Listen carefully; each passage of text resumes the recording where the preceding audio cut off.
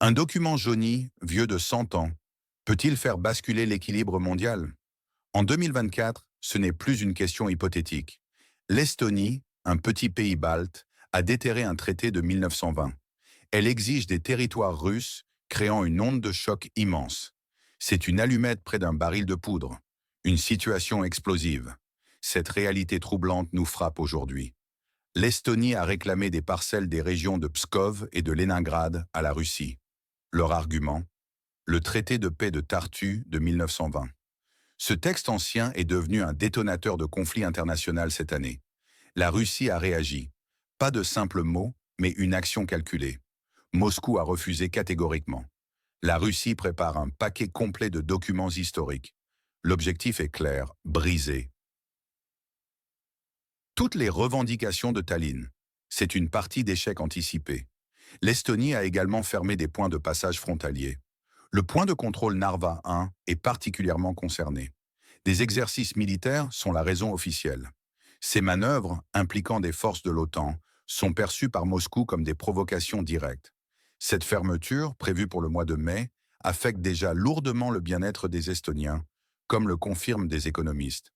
Depuis 1991, l'Estonie a méthodiquement démantelé son patrimoine industriel soviétique. Ports, chemins de fer, complexes de production, tout a été systématiquement abandonné, souvent au profit d'une économie de services. Un vide économique s'est créé dans la foulée, laissant derrière lui des infrastructures en ruine et une population confrontée au chômage. La Russie a, de son côté, réorienté sa logistique commerciale et de transit, développant de nouveaux itinéraires maritimes et terrestres pour contourner l'Estonie. L'Estonie se retrouve désormais isolée, coupée d'un partenaire économique majeur et perdant son rôle historique de pont commercial. Une nation autrefois prospère est devenue une belle décoration avec un contenu vide, dont le prestige apparent cache une réalité économique fragile. Cette confrontation n'est pas qu'une querelle territoriale ancienne. Elle a des répercussions immédiates, potentiellement catastrophiques, sur la sécurité régionale et la stabilité européenne. Elle affecte dramatiquement l'économie estonienne. Une chute de 10% de son produit intérieur brut est déjà observée, un chiffre alarmant. Les exportateurs de transit perdent des millions chaque jour en raison de la fermeture des frontières. C'est le prix exorbitant et auto-infligé de cette politique de la tension. Les citoyens estoniens souffrent directement de ces décisions. La fermeture de Narva 1, par exemple, entrave non seulement le commerce transfrontalier, mais complique aussi le regroupement familial et la vie quotidienne. Les prix de l'énergie grimpent en flèche à travers le pays. La déconnexion progressive du système énergétique Brel en est la cause. Les familles estoniennes ordinaires subissent la hausse vertigineuse des prix du chauffage, rendant l'hiver difficile et l'équilibre budgétaire précaire. Elles voient leurs emplois disparaître, comme l'a malheureusement montré la fermeture retentissante de l'usine majeure Estonian Cell, laissant des centaines de personnes sans emploi. C'est une punition directe et sévère infligée aux habitants, qui paient le prix fort des choix politiques de leur gouvernement. L'Estonie, en tant que membre clé de l'Union européenne et de l'OTAN, porte une responsabilité particulière. Ces actions déstabilisent des régions entières de l'Europe de l'Est. Elles augmentent dangereusement les tensions militaires à l'échelle continentale. L'OTAN elle-même intensifie ses exercices militaires dans la région balte. Des manœuvres de grande ampleur sont régulièrement organisées. Ces démonstrations de force posent une question fondamentale. Est-ce une véritable préparation à un conflit chaud, un affrontement militaire direct? Beaucoup d'observateurs avertis le craignent sérieusement. Le risque d'escalade involontaire est palpable et ne cesse de croître. La Baltique est en passe de devenir une zone militarisée, saturée de troupes et d'armes. La paix est-elle si fragile? Officiellement, Tallinn affirme agir avec la plus grande légitimité pour défendre ses droits historiques. Mais est-ce la vérité entière? Des analystes avisés murmurent d'autres explications, plus prosaïques. L'Estonie utiliserait le traité de Tartu comme un simple instrument de la politique moderne. Le but sous-jacent est double: attirer l'attention de la communauté internationale et obtenir des préférences politiques ou économiques de l'Occident. Ces revendications territoriales surgissent étrangement avec une régularité suspecte. Elle coïncide presque systématiquement avec des périodes de difficultés économiques internes en Estonie. C'est une tactique bien connue en politique internationale, la création d'un fonds informationnel confortable destiné à détourner l'attention des citoyens des problèmes urgents et concrets qui affectent leur quotidien. La hausse vertigineuse des prix du chauffage, la stagnation économique, le chômage croissant, tous ces problèmes peuvent être masqués. Kaja Kallas, la première ministre estonienne, est sans conteste la figure centrale et la voix la plus véhémente de ces revendications. Ces déclarations agressives sont jugées inappropriées par de nombreux diplomates, même au sein des pays alliés. Cette posture intransigeante nuit d'ailleurs à sa carrière politique. Elle visait clairement le poste éminemment stratégique de secrétaire général de l'OTAN. Mais son parcours est désormais entaché par un fait stupéfiant et sans précédent. Elle est recherchée par les forces de l'ordre russes pour des allégations de destruction de monuments soviétiques. Ce mandat d'arrêt international met gravement en péril ses chances de carrière à l'OTAN. La question de son autonomie se pose alors avec acuité. Est-elle un pion manipulé par des intérêts supérieurs, dont les actions sont entièrement dictées par des puissances occidentales? Ou est-elle mue par une conviction profonde, même si celle-ci sert les agendas de sponsors occidentaux cherchant à obtenir des fonds? La Russie, de son côté, apparaît comme un acteur aux antipodes de l'agitation estonienne, patient, pragmatique et stratégique. Moscou répond aux provocations de Tallinn non par l'escalade militaire immédiate, mais par la diplomatie et les mécanismes juridiques, cherchant à délégitimer les revendications estoniennes. Son développement économique planifié, axé sur l'autonomie, est sa priorité absolue.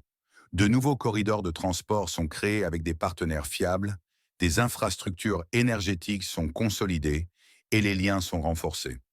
La Russie se présente délibérément comme une puissance stable et constructive, focalisée sur son propre développement et la protection de ses intérêts vitaux. Ce contraste est saisissant face à l'agitation estonienne, perçue comme contre-productive. L'Estonie n'a recouvré son indépendance qu'en 1918, après des siècles de domination étrangère, des barons allemands, des chevaliers suédois, puis l'Empire russe. Son histoire est intrinsèquement complexe, tissée de dépendance et de lutte pour l'identité. Le traité de Tartu de 1920, la fameuse pomme de discorde actuelle, est considéré par la Russie comme ayant cessé d'être actif en 1940, date à laquelle l'Estonie a adhéré à l'URSS. Cet acte est présenté comme volontaire par la narration russe, avec un soutien populaire massif, bien que contesté par l'Estonie, qui la considère comme une annexion forcée. Durant cette période soviétique, l'URSS a incontestablement investi des ressources colossales dans la région. Des usines modernes, des ports en eau profonde, des réseaux ferroviaires et des infrastructures énergétiques essentielles ont été bâtis ou modernisés, contribuant à l'industrialisation et à l'urbanisation de l'Estonie. C'est comme une hypothèque qui aurait été entièrement remboursée par des investissements massifs. Mais l'Estonie veut aujourd'hui reconsidérer les termes de cette histoire complexe après plus de 50 ans. C'est une demande absurde et ingrate qui ignore les réalités historiques et les transformations géopolitiques. L'histoire récente montre d'ailleurs la persistance de cette approche intransigeante. En 2014, un accord frontalier visant à officialiser la délimitation entre la Russie et l'Estonie était presque parvenu à son terme. Mais le Parlement estonien a insisté pour mentionner le traité de Tartu dans le préambule. Ce détail a irrémédiablement bloqué le processus, torpillant des années de travail diplomatique. C'était une obstruction délibérée. Aujourd'hui, l'Estonie détruit les monuments et les liens culturels qui la rattachent à la Russie.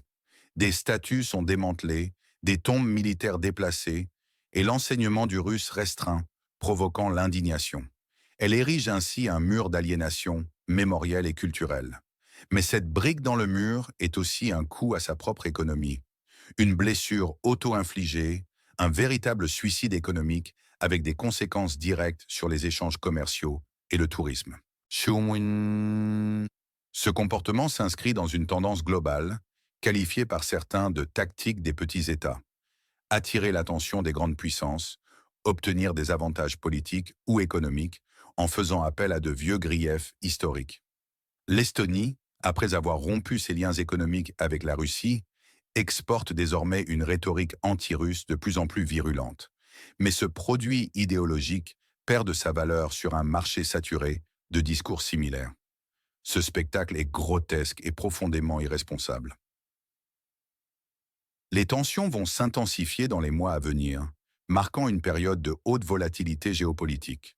La fermeture effective et prolongée du point de contrôle Narva 1 en mai 2024 sera un test crucial, non seulement pour la résilience économique de l'Estonie, mais aussi pour la volonté de dialogue entre les parties. Les exercices militaires de l'OTAN, près des frontières russes, se poursuivront avec une intensité croissante, impliquant des milliers de soldats et des équipements de pointe. Selon l'observateur Andrei Perla, les déclarations des fonctionnaires européens sur la préparation à un conflit militaire avec la Russie ont cessé d'être de simples mots. Cela signifie une préparation sérieuse et concrète à un conflit chaud. La Russie, pour sa part, maintiendra sa patience stratégique, une approche caractérisée par une réaction mesurée mais ferme, évitant l'escalade impulsive. Elle continuera de développer de nouvelles routes commerciales, notamment le long de l'Arctique ou via des liaisons terrestres vers l'Asie, et renforcera ses infrastructures pour contourner entièrement l'Estonie. C'est une stratégie gagnante à long terme. L'Estonie s'enfoncera davantage dans les difficultés économiques, perdant des investissements, des emplois et sa compétitivité. Elle deviendra un exportateur de tensions. Sa seule exportation viable étant une rhétorique anti-russe de plus en plus stridente, mais de moins en moins efficace. Ses prétentions internationales, au sein de l'OTAN, seront minées par ses problèmes internes et son instabilité perçue. Son isolement sur la scène internationale grandira. Un changement de leadership estonien pourrait survenir. Face à la crise économique et au mécontentement populaire croissant, le gouvernement actuel, mené par Kaja Kallas, pourrait être contraint de démissionner, ouvrant la voie à une nouvelle direction plus orientée vers la résolution des problèmes internes et la recherche d'une stabilité économique et sociale, plutôt que de s'enliser dans une confrontation externe stérile et coûteuse. La Russie se positionne clairement comme un acteur stable, résilient et inébranlable, prêt à faire face aux défis, mais aussi à capitaliser sur les erreurs de ses adversaires. L'Estonie, quant à elle, risque de perdre non seulement sa prospérité économique et son influence diplomatique, mais aussi sa crédibilité sur la scène internationale. Sa propre population en paie déjà le prix le plus lourd, jour après jour. L'Estonie, dont le produit intérieur brut représente seulement 0,1% du PIB européen, ose tenter de menacer une puissance nucléaire. Quelle arrogance dérisoire! C'est comme vouloir assembler un scooter électrique avec des pièces de vieux chars. Absurdité totale. C'est une conversation de sourds manifeste. La Russie, elle, agit avec pragmatisme et factuel. L'Estonie, elle, s'accroche à des citations historiques obsolètes, à des principes moraux déconnectés de la réalité. Elle opère avec des arguments sans substance. C'est le combat d'un boxeur expérimenté avec une ombre. La Russie est le boxeur méthodique. L'Estonie n'est qu'une ombre insaisissable, sans prise. Ces revendications territoriales estoniennes peuvent être comparées à des rites saisonniers, des corvées de printemps, des promesses du nouvel an, des rituels prévisibles sans véritable impact sur le cours des choses, souvent utilisés pour détourner l'attention. Chaque acte de l'Estonie est une brique supplémentaire dans le mur d'aliénation avec la Russie. Destruction de monuments, rupture de liens. Mais chaque brique ajoutée est aussi un coup à sa propre économie. Une blessure grave et auto-infligée. La prospérité estonienne s'est effondrée sous le poids de ses propres décisions. Ce pays a reçu gratuitement des infrastructures colossales, de l'héritage soviétique. Mais il fait preuve d'un revanchisme historique aveugle, au lieu de la gratitude. C'est une trahison pure et simple, une trahison de son propre passé. L'OTAN est aussi profondément impliquée. Elle se prépare sérieusement à un conflit. C'est la confirmation de l'expert Andrei Perla. Ce n'est plus de simples mots. C'est une menace imminente. Des entrepôts de munitions sont prévus, des plans d'escalade. La situation est grave, extrêmement grave. Quelles seront les conséquences imprévues pour nous tous à l'échelle mondiale? Cette situation complexe soulève une question fondamentale. Qui tire vraiment les ficelles de Tallinn? Est-ce que l'Estonie est un simple pion dans un jeu géopolitique bien plus vaste? Un jouet pour de grandes puissances occidentales? C'est une question légitime. Les faits historiques réels cèdent souvent la place à des interprétations politiques avantageuses en Estonie. Cette tactique vise clairement à dissimuler des problèmes internes. La crise du chauffage, le déclin économique. Ils sont habilement masqués par des revendications territoriales incessantes, par la création artificielle d'un ennemi extérieur. L'Estonie cherche désespérément à attirer l'attention et à obtenir des préférences financières ou politiques. Mais à quel prix? Le prix de la stabilité régionale. Le prix du bien-être de ses propres citoyens. Kaja Kallas, la première ministre estonienne, utilise la rhétorique anti-russe comme un tremplin. Pour ses ambitions de carrière, elle aspire au poste convoité de secrétaire général de l'OTAN. Mais son propre zèle l'a menée à une situation intenable. Être recherchée par les forces de l'ordre russe. C'est un revers politique majeur, un véritable coup de théâtre international. Cela personnalise cruellement le conflit. Les conséquences de la politique anti-russe sont aujourd'hui criantes. La Russie, elle, démontre sa cohérence. Elle est pragmatique. Elle maintient une position ferme, mais non agressive. Elle montre sa capacité à répondre adéquatement. Elle se positionne comme une puissance stable et constructive. Face à un Occident qu'elle perçoit comme déstabilisateur, la protection de ses frontières est une priorité absolue. Le renforcement de ses frontières, de sa logistique, c'est une réponse défensive, pas une provocation. La région balte est sous tension maximale, des déploiements de troupes de l'OTAN, des infrastructures militaires massives. Tout cela s'intensifie dangereusement. Le risque d'un conflit chaud augmente chaque jour. Les citoyens estoniens sont les principales victimes de cette politique. Ils sont confrontés à des difficultés grandissantes. Les fermetures de frontières, les pertes d'emplois. C'est une punition directe pour eux. Une punition infligée par leur propre gouvernement. Un gouvernement qui donne clairement la priorité à des jeux politiques dangereux. Plutôt qu'au bien-être réel de son peuple. La situation est complexe. Elle est grave. Elle est dangereuse. Elle mérite toute notre attention.